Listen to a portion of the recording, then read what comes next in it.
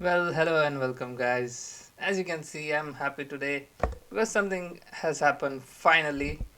And you know what? Without spoiling anything, let's just go into the game. So, guys, we have game number 11, Ding versus Gukesh. And Gukesh with the white pieces. Till now, it's 5-5 for both, 5 points each. And now Gukesh goes again with his move that gained him some good opening in the previous matches, which was knight f3. He played the reti and it was like, but let's see what happens. So Ding immediately goes to d5. The point is to gain the center, uh, but now instead of going to reti opening, Gukesh just plays something out of ordinary, and c4 is played on the board.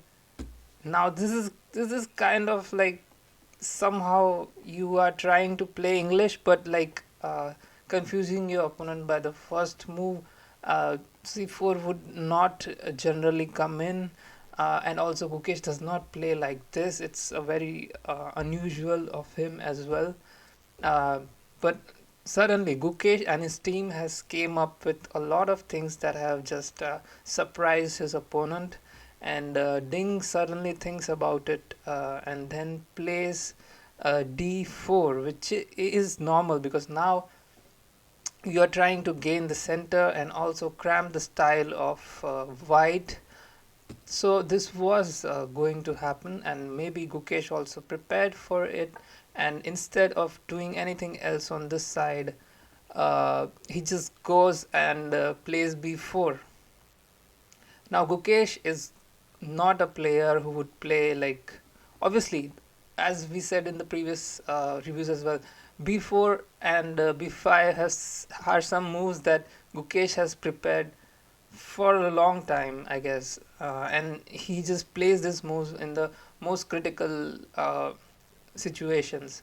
So we saw before coming like in the mid games and all, but now this time we just see it in the opening. And right now you're seeing is something like different from the opening theories. And so Ding goes to c5, and here you can see this is kind of a gambit because I mean it was a pre-gambit. Like even if before the c5 pawn came, he was offering this b4 pawn. So yeah, I mean it was very shocking. Now Gukesh goes to e3. Now this is a gambit. Now you can actually take it here, and then try to see like suppose if okay, if you take this here and maybe you can take this here, and now your knight can come in here, or maybe you can play this move, but you can see white has the center, and then this pawn is doing nothing much over here, only preventing the knight from advancing, but which he will do it here somehow. And white is doing great, so accepting this gambit was not the thing grandmaster would do. So all right, so now we have on the board knight to f6, and now generally what happens is black just tries to develop some of his pieces. Maybe he goes here, and you can see here that we have actually the Benoni kind of position with black. I play a lot of Benoni with black, so you know you just offering this pawn, and then it is called Benko Gambit as with black. But here we saw the reverse Benoni played by Gukesh, and also offered the pawn. So yeah, reverse Benoni, guys, with white. Never seen this. At least in Grandmaster games, I have not seen this. And Gukesh just protects this a3 pawn now because he thinks that now giving up the center might not be as advantageous because there were other things that were happening.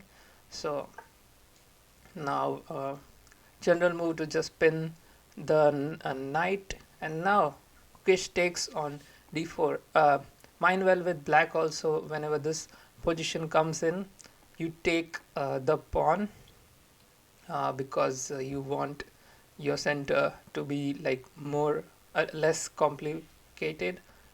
And so Ding takes this pawn. Now you can see this pawn is very ahead on d4, and here we have these pawns who are just dominating the queen side of the white. And you can see that even after d4 coming in, you can just go here and maybe play your bishop here in castle, and this situation would be great for white. Even though the pieces are not developed, they have lot of room here to develop, and so this would be beneficial for white as well.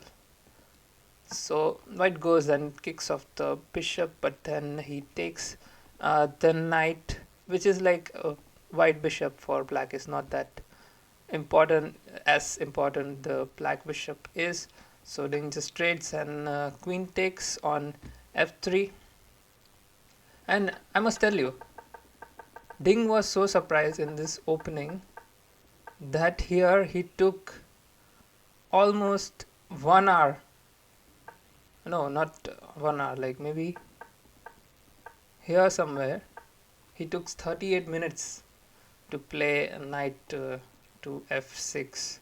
It's very unusual because he was taken aback by the way this opening was played, because the moves that were in the different order, and some order that he did not see before, and also recollecting his own prep. So it took him a lot of time, and he burned a lot of time on the clock for this move. Even after that, he took like around 23 minutes for playing this bishop to g4, which in turn exhausted a lot of his time, more than 1 hour behind on the clock as compared to his opponent. So Ding has to do some time management thing, because in the opening he takes a lot of time on certain moves, and then he calculates all the variations, and then he thinks that okay, this is how I'm gonna capitalize in this position. He does get into good positions, but then he has burned a lot of time. So because on the plus, like the first 40 moves, you get only 2 hours to play both sides without increment. So you have to play those 40 moves only in that time. After that, you get 30 minutes increment. So if you guys don't know still, this is the format. And yeah, this happens. After that, queen goes to c7 just to capitalize that you know what, this is a good square for queen to look into the center as well as on the sides on the c file. So as we said, this is normally coming in because you need your knight here, or maybe develop your bishop here first. So because knight is not going here or developing here, so d3 was coming in.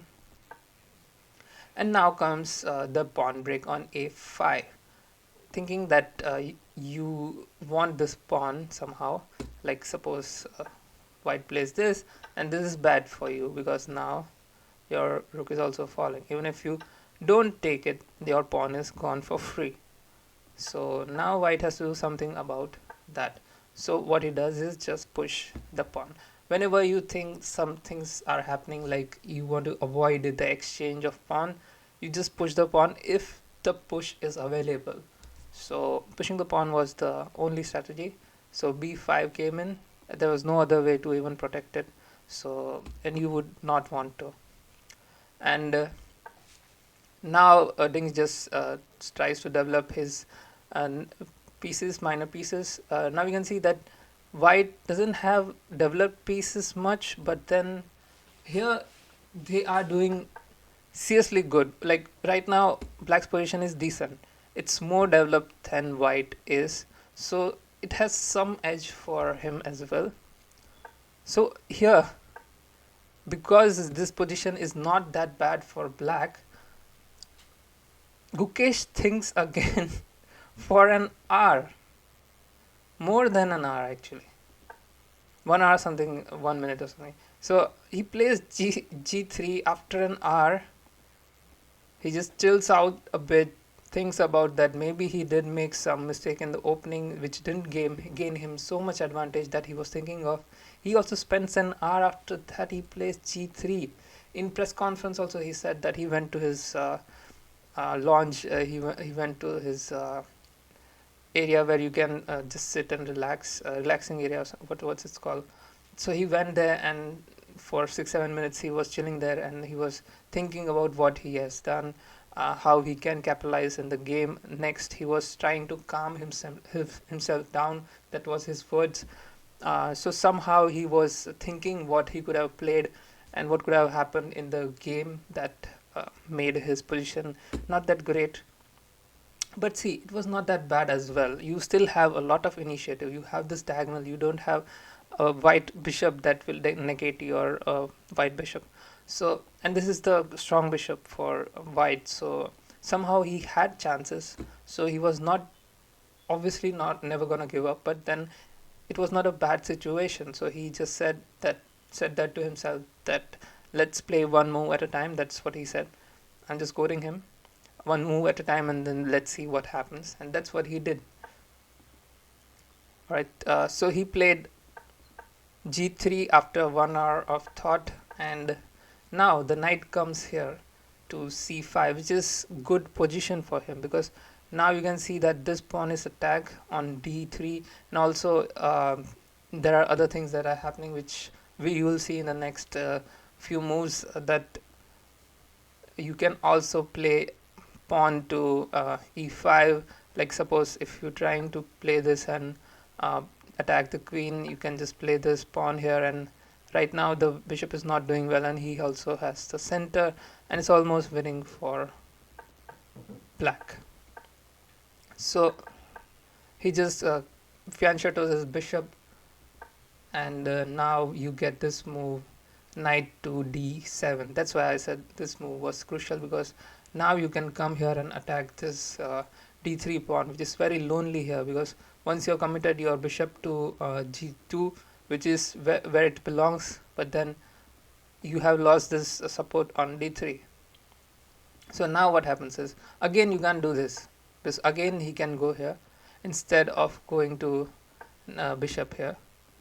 So there was what these grandmasters do is prevent a move from happening on the board. So now what happens is, he just castles, Gukesh castles, and thinking that, you know what, let's play one move at a time.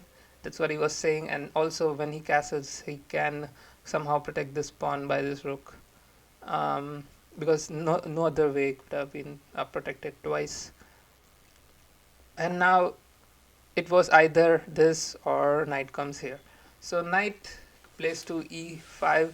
Again, it's not protected, but then it's no need for it to be protected as well. Now we are attacking this d3 pawn, and now you have two attackers. So your natural move should be like play to d3, because now you have to protect this, and then you can just give up two knights for a rook and a pawn as well, which would be equal.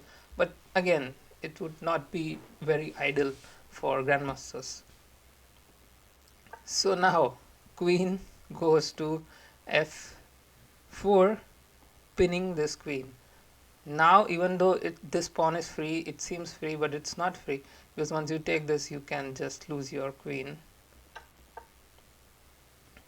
And also you can take with this knight, but the thing is, well, after you play this, your knight is just okay. Sorry, you'll be losing your queen. Sorry. Once you take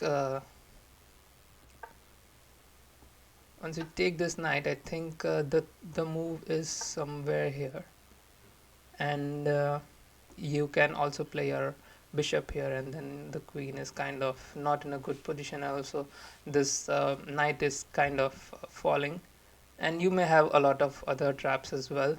So taking here right now was not the best move. So now rook comes to d8, which is kind of the best move on the board, and now you protect your pawn by rook, which was the initial idea. That's why he castled, and now you're protecting this pawn somehow. But even if now you take it, it's good for you, because you just take and again the same thing is happening. Both is gambit, and so he plays a very doubtful move like g6. Right now you can see both are at the same time, but Gukesh is a bit back. He's 36 minutes against 39 minutes with Ding. So he plays this thinking that, you know what, maybe he will play this and then put his bishop here so that it's attacking uh, the queen and the bishop, and now the queen would have to move. So that's why he played g6. So now Gukesh just goes up and pushes a4, and now comes h5 as expected. Now the bishop will sit here attacking the queen and the bishop. So he just pushes this pawn thinking that b6. You can see this is not a gambit, by the way. I take your knight. So there was a move to be played here, which was queen d6, which was the only move, and that's the way you protect your both knights, plus you also have the chance of attacking the queen.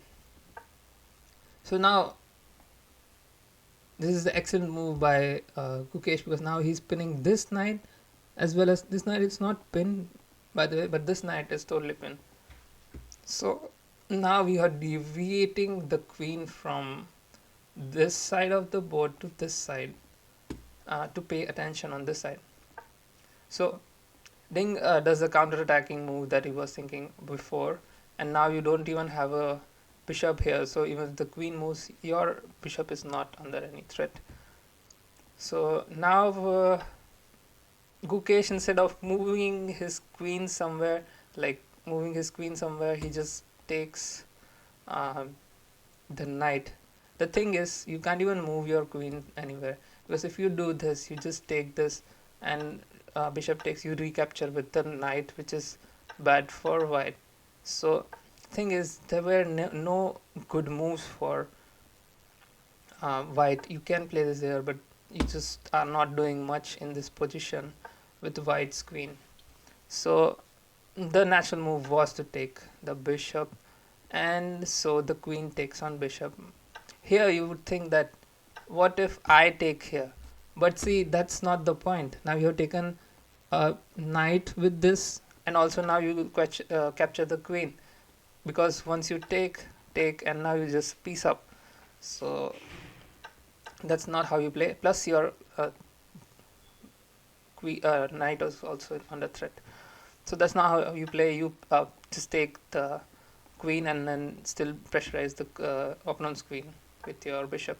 So again, excellent move by Gukesh, going here, attacking this line, and also this pawn is just two places away, promoting here. You can't actually take this pawn here because your knight is falling. So it's not a free piece. Free pawn. Now the knight goes back, just protecting itself and going to a better square, protecting this again twice and thrice. So Gukesh now starts maneuvering his knight. Going here would be the idea, because going to b5 actually gives him a lot of space for knight to jump in anywhere he wants, and then there is also this pin with this pawn. So once you do this, it's kind of bad for you, because now the knight is coming here, and then there are a lot of holes created in this situation for black. So now rook comes to d7, which is very doubtful move. It was not a good move. The engine suggested that you should just castle in this situation, and somehow your rook can also be laterally and horizontally horizontally and vertically. They are protecting files and attacking as well. So even if the knight comes here, you can just say that you know what, it's fine, I can protect this pawn here somehow, and even this is not happening after that, and he's doing great. Nothing is happening with black, and 0-0. And so he went here thinking that, you know what, he'll protect this pawn laterally, but That's not how you play. So the knight maneuvering starts. The knight goes to c2, now attacking this pawn, as well as threatening that he can jump into a square uh, which has more attacking chances, like coming here, or maybe just putting his rook here and attacking this file. So even now, when you play this, you can't still take this, because again the same thing is happening once you move this. And right now it's not looking that great. Even if you can take this, sorry, it's not looking great, because now you can just sit here and double your rooks, and it is kind of winning for white. Also your pawns are getting promoted ahead. So again, now the queen takes. Okay, here you can't take the queen, because now this is coming and then this is coming, so it's bad. Yeah, but previous move, now you can take. Yeah, okay, sorry, my bad. So now once the knight goes here, now the queen can take it. Again, taking it was not a good move according to me, because you have this natural move coming up, which is open file is taken by the rook, and that is always advisable to take the open file. So it was very natural that Gukesh played it anyways. You see, what this rook was doing here was preventing this bishop from coming here. Like suppose he played this move here. So once you go back and then rook tries to come here, you just play this move, now you double it, and now your bishop goes here. So even if you take, you have your knight here, and then this is a good position, like decent position, can be defendable, and you're just cutting those rook away from each other. So this is what this rook was doing here. And so now takes, and rook goes here, as Gukesh played this. This is the real game that had happened, not the variation. So now ding castles, which is very late. Like at this move, 24th move, you are castling. So this is actually bad sign in any grandmaster game. If you see you are castling in any way which is like more than 15 moves, it is kind of bad for you when you castle. Generally, like when you see majority of games and analyze all the uh, opening moves. So it is very bad that you have to castle at so late in the game, especially when it's world championships, and this is not advisable. Now the knight goes to a1. Remember, the knight went from uh, b1 to b3, a3, then it came back to c2, and now it's at a1. You never see that. So the basic idea was coming here and attacking these two pawns, which then could have been unstoppable. So now rook goes to b7, protecting this pawn. Even here I thought maybe this was a move that would actually be okay, because now your rook is a bit disconnected. Even if this comes in uh, attacking here, you can just push this pawn and be okay with it, like nothing else is happening. You are protecting this pawn. Now knight is also all right here, and yeah, I mean, you're maintaining some pressure here, and this can actually be draw as well after this, because there is no attack. I think Ding did let a lot of attack come to him. So now rook comes to b7, protecting this pawn, because you can see this diagonal is very strong for white. Now the knight comes to b3, as we see before, and then the blunder is made, which is e6, the first blunder of the game, because again here he could have gone here. That's the only thing. Even if the rook was here, he can just go here, and there is nothing happening much, because even if you come here, you can just come here, and this is okay. Like you can take this. maybe, yeah, the knight takes, and you just play this here, and you're fine. This is draw. But instead,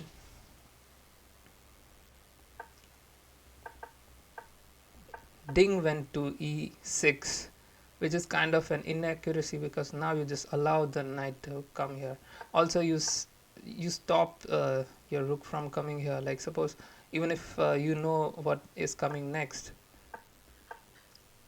you can just you know that this is coming. Knight to c5 is coming. You can just put your rook here before it attacks. So even if you come here and now it's okay, like for you, nothing is happening.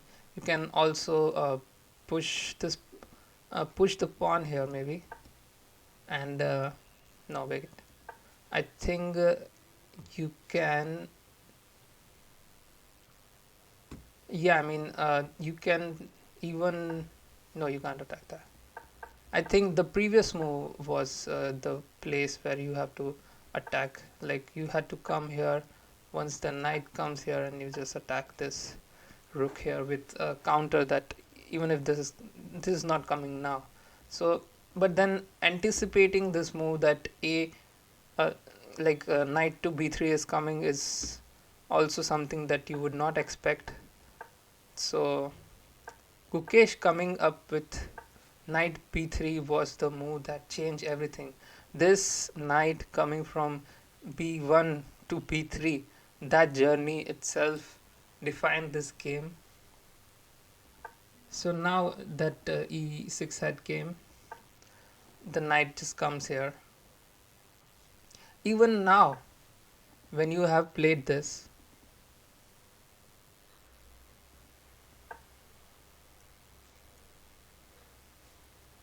yeah, even now when you have played this and this comes in, you can play this. Sorry, you can't play this.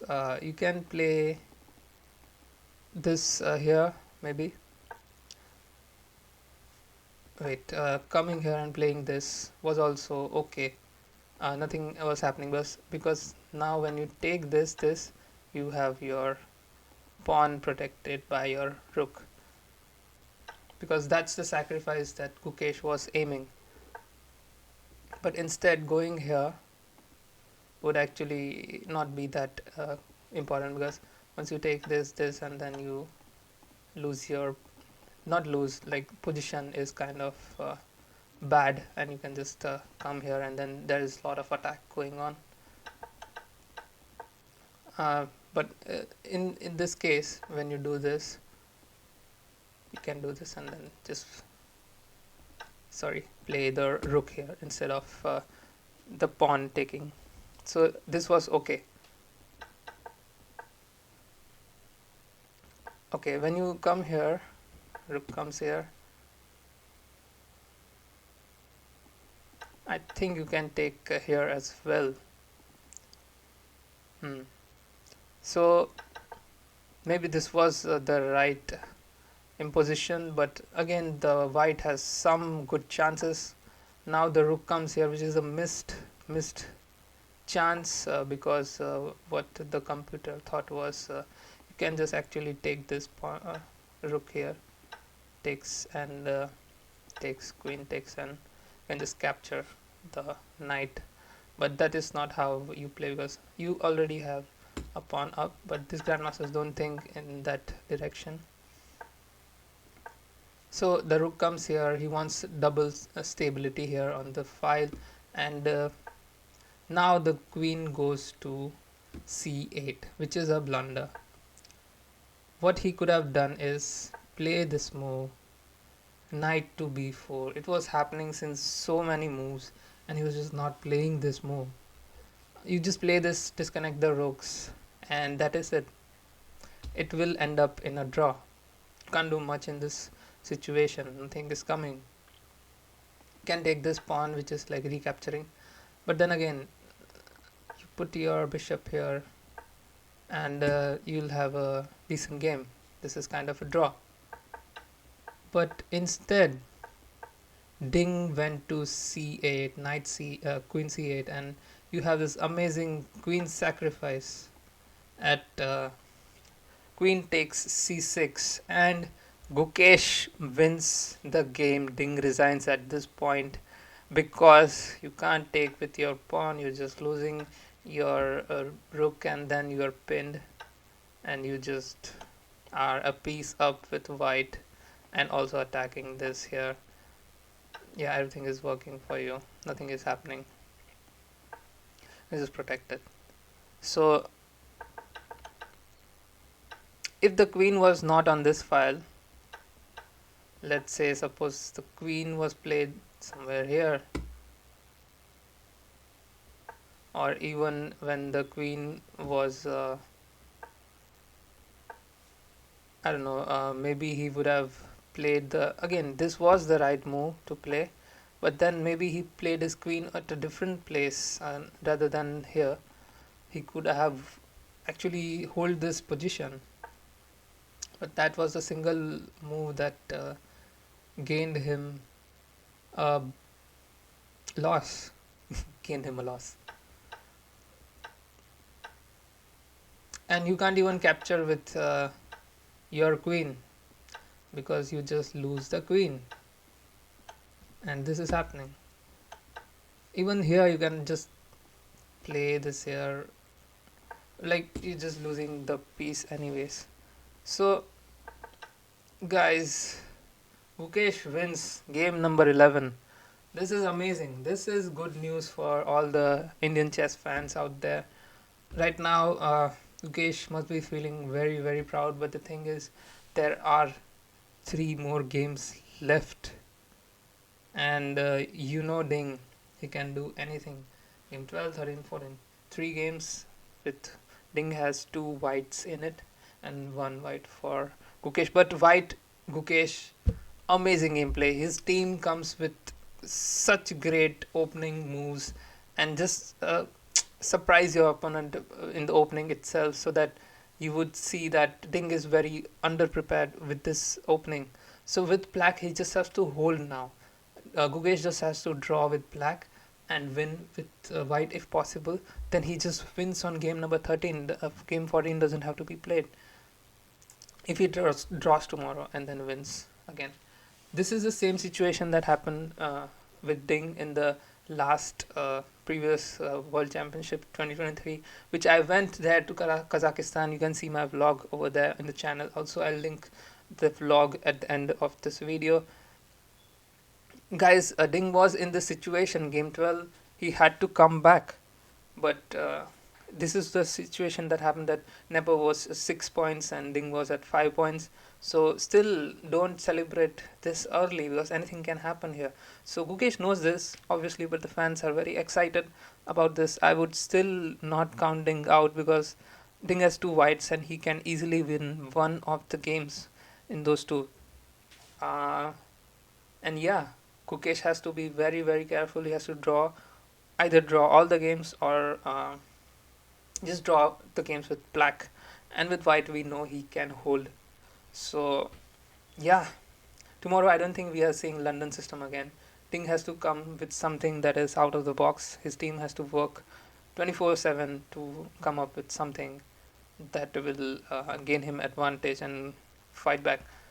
I think Ding is a fighter. He will come back, but I wish Gukesh is ready for it. Till now, this is very, very good setup, and Arjun Aragaisi also played this before move.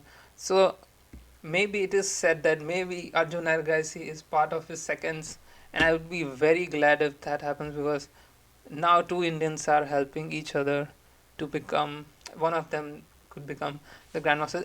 We know that they two are very close to each other, and to use the resources of Arjun Aragaisi would not be the worst thing ever, because he's world number 2 right now. I think world number 2 or 3 right now, because he has reached 2800 plus in ELO FIDE rating. So I wish Arjun Aragaisi is his second. So guys, thank you so much for watching the video, and Iron Octo will come back with tomorrow's review of game number 12 soon. Till then, thank you so much for watching. Memberships are out for the channel. We are also in talks with chess.com for the chess.com partnership. And once that comes in, we can also donate some diamond memberships to people. So whoever takes up membership, I'm just gonna give them the first set of diamond memberships for the chess.com app. And thank you so much for watching. Even if you do like take the membership or not, I'm gonna put up some members only content, and also we'll come up with some members only tournaments as well. You can see all the tier and membership perks on the video that I'll link here as well somewhere. Thank you so much for watching, and please do subscribe to the channel, do like the channel. Thank you so much for all your support till now. This has helped a lot to grow the channel, and I want to grow even more. So thank you so much for watching this video. Bye bye, see you, and I wish all the best for Gukesh. And if you're a Gukesh fan, please comment in the comment section below what do you think about what is going to happen next. Thank you so much. Bye bye, see you. Octo say bye. Octo say bye. Unresponsive as ever. He's like Ding, Octo chilling. He's chilling. He doesn't care.